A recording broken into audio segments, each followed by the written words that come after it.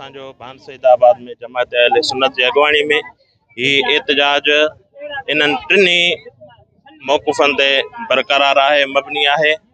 पहिरें नंबर ते त इसराइल जेको फ़लस्तीन जे मथां ज़ुल्म करे रहियो आहे, त असां पाकिस्तान हुकूमत खां, आला इदारनि खां ऐं पार्लियामेंट में जेके बि मेंबर वेठा आहिनि उन्हनि जे मथां हक़ बणिजे थो त सभई उहे फ़लस्तीन वारनि मज़लूमनि जे लाइ आवाज़ उथारनि।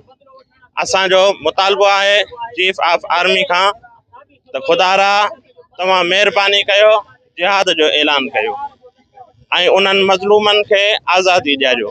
ॿिए नंबर ते असांजो मौक़ुफ़ आहे जेको असांजे सिंध ऐं सिंधूअ जे मथां धाड़ो लॻी रहियो आहे, उन जे मुतालिक़ बि असां सिंध हुकूमत खां, पाकिस्तान हुकूमत खां इहो मुतालबो कयूं था त असांजे सिंध ऐं सिंधूअ ते जेको धाड़ो तव्हां हणी रहिया आहियो इनखे ख़तमु कयो। इहो असांखे नामंज़ूर आहे। जेकॾहिं तव्हां इहे पंहिंजा फ़ैसिला वापसि न वरिता त असांजो एहतजाजी दाइरो अञा वसी थी वेंदो।